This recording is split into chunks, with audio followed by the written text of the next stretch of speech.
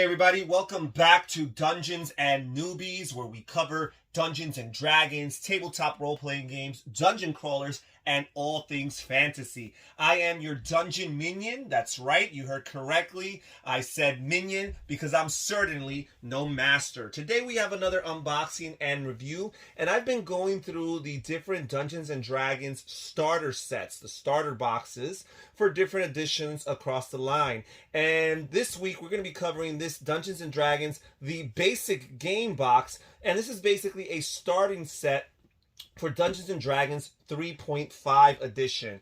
It says here on the cover, everything you need to start playing the Dungeons and Dragons role-playing game. Recommended age, of course, 12 and older.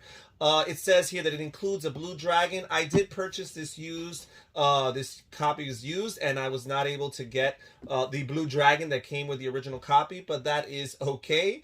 It says easy to set up and play and includes 12 painted miniatures. I think there was a previous iteration of this basic game that came out 2 years prior to this edition here that had 16 painted miniatures, but they may have not had the blue big dragon miniature in it. So let's see what's inside. So first of all, of course, lives up to the billing with all of these miniatures here. But it's a really nice component to the game. I know some people may not necessarily put too much value into miniatures for their role-playing games, but I definitely think that they add element of reality and realism and connect. They are a avenue for the players to connect with the gaming experience. So these look really nice. Here we have a nice skeleton here with shield and sword. So we have all of these different miniatures for the different characters. You have the dwarven cleric here with his hammer. And yeah, and some of the monsters, I guess, in this game are represented by their miniatures. So we've got some nice, pretty toys here. The toy factor is definitely there with all these miniatures. As I mentioned, the original set included a blue dragon, and perhaps if you purchase this copy or find a used copy, you'll be lucky enough to have that blue dragon miniature, or perhaps you already own this set here and have it. And the game also comes with these dice here. This was untouched, apparently. They're still sealed. 6 dice, and they distinguish the dice with, for the different types of dice, they give each dice a different type of color, which I think is cool. I think it's very practical. Sometimes when you're reaching for a dice, sometimes you might confuse some of them. For example, the D8 and the D10, if you go real quickly, you might not be able to tell them apart.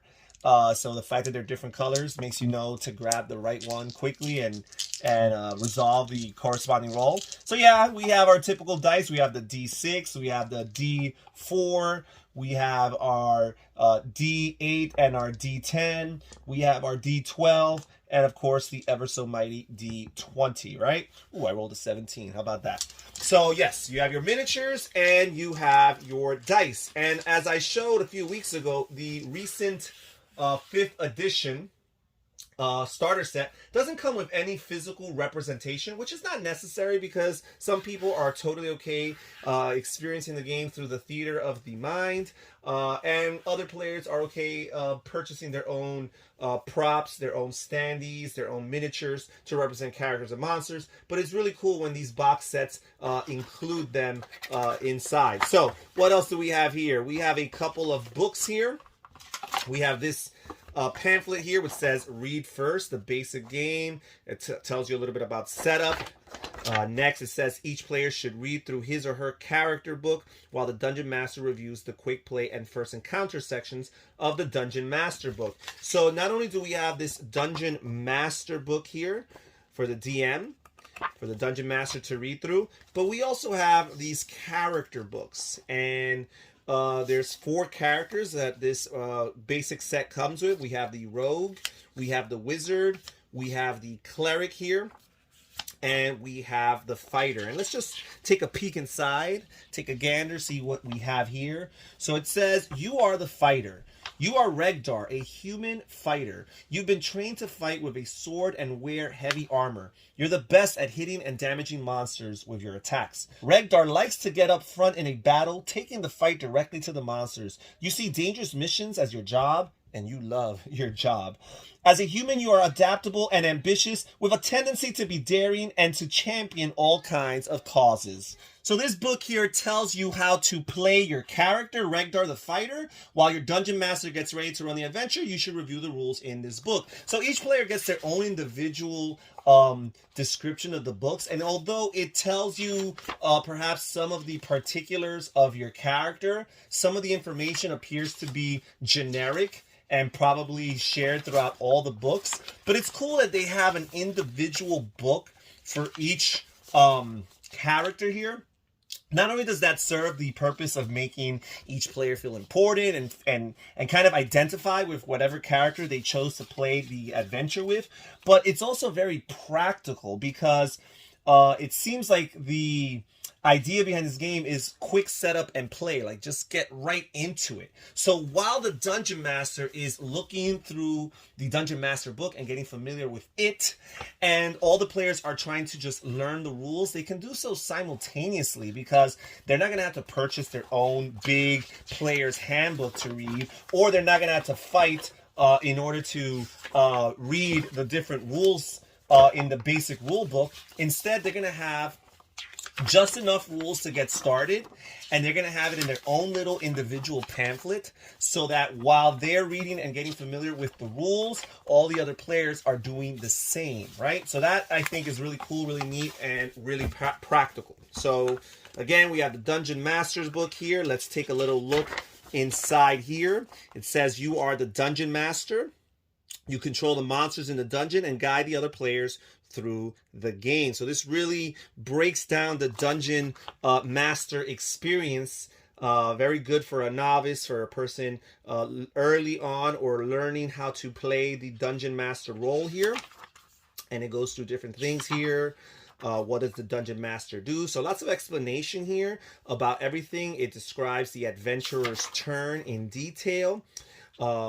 Different roles that players might have to make, including skill checks and ability checks, saving throws, of course.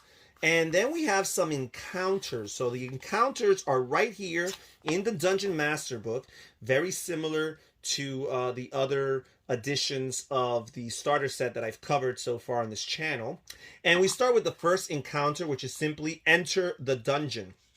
And it tells you the starting locations for all the players and how to like populate the dungeon here, the map. And then we go through this encounter, and then it takes us to encounter 2, the Harpy's Eyrie.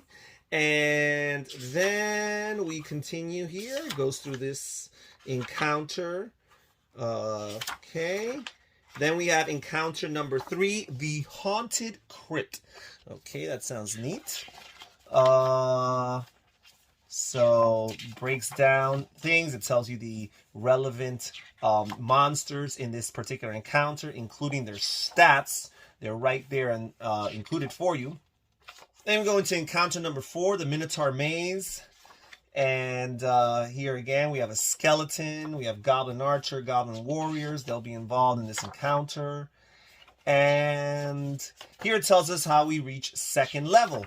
And finally, we got encounter number 5, which I believe is the last encounter, the Gargoyles Fountain. So there's 5 encounters to kind of get experience playing with the game. Not terribly too much. I think that the 4th edition starting adventure included 7 different encounters, and they seem to look a little bit more grandiose. But this is kind of living up to the box title here, the basic game, and basically just stripping it down to as simple as a process as possible for players to learn. It definitely has a different model so far as how players go through the game than the 4th edition set, which kind of walked you through the process step by step before you even got to the adventure as you learn the rules. Here we have the advanced rulebook. It says, don't read this book. You start with the character books for players and the Dungeon Master book for the Dungeon Master. The Dungeon Master should review this book after running encounter 4 in the Dungeon Master book. So this is kind of something hidden trove of information here, which you're not supposed to look through until you've read through you've gone through the first 4 encounters. So I guess the 5th and final encounter, because there's only 5 encounters in this Dungeon Master book, the 5th and final encounter will be the only one where these advanced rules will be applicable, and of course going forward with your D&D experience. So we're going to break the rules here for this video. We're going to look through this advanced rulebook here. It's 26 pages, or 32 pages, I'm sorry. So we have the introduction here. It talks a little bit about player characters, when to use this book. Here it says, it talks more about the player character over here. It has black and white artwork. It would have been cool if this would have been colored. Only the covers of the books were colored. Actually, the insides of some of these other books actually were colored. But for the advanced rules, they went black and white on us here. And it goes into details about ability scores and statistics and spells. Talks about playing your character. Even talks about understanding your game. And here we go into combat encounter basics. It talks about moving in combat and the different attacks you can do, including melee and ranged attack. And of course, it goes into casting of spells. Here we have more about exploring the dungeon. And here we have some character sheets. So here you have Regdar the Fighter's character sheet, which I'm curious to see if there's any representation of that here in this character book. Let's see here. No, again, just a lot of generic details. Oh, here we got starting character sheet. So, armor class here of 17, hit points 12. Here the hit points is blank, but you do have your armor class at 17. Okay, so it looks, I guess, to somewhat line up with this, but here it goes into detail into the character stats for the particular characters that the game comes with. We've got Regdar the Fighter. We've got Karn the Rogue. Who else do we have here? We have Lanin the Wizard, or Lanin the Wizard. And we have Dothal the Cleric, right? And basically these character sheets already come pre-made, which is something that was featured in the 5th edition starter set. I believe the 4th edition starter set came with blank character sheets. Don't quote me. My copy of the game came without the character sheets. But I do know that the original box did contain character sheets. And I believe that they were blank character sheets for players to build from the ground up. But these editions already have the pre-made characters. And I think that's very good for introductory purposes for a player or players who are learning to play the game and probably would feel more comfortable just having a reference point. And the experience itself, as you play these characters, serves as a foundation for future gaming experiences, gaming sessions, where players can create their characters because now they've played with already pre-made character and they kind of got an idea of what they liked about that character, what they did not like, and what they would have changed and what they would have kept. Okay, so there's that. Oh, and then here we have an encounter number 6. So I was talking about it because there was only 5 encounters in the Dungeon Master book. I guess these are smaller introductory encounters. Here we have a 6th encounter here, and it might be just the final one right here, but it goes into several pages, several of these larger pages to describe everything that happens for the 6th encounter. So I guess encounter number 6 is pretty big. It seems like encounter number 5 here is already a little bit of a jump from some of the previous encounters. And then encounter 6 is kind of like a full-blown, more grandiose type of encounter. We have the dungeon here, the layout of the map. Okay. And that is really neat. Okay.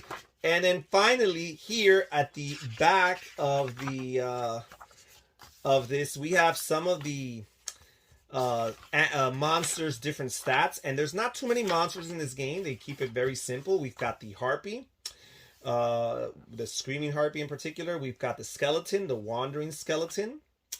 We've got the blue dragon, which again, I do not have the miniature representing that, but that's fine. I have more than enough dragons laying around somewhere to pull out and use.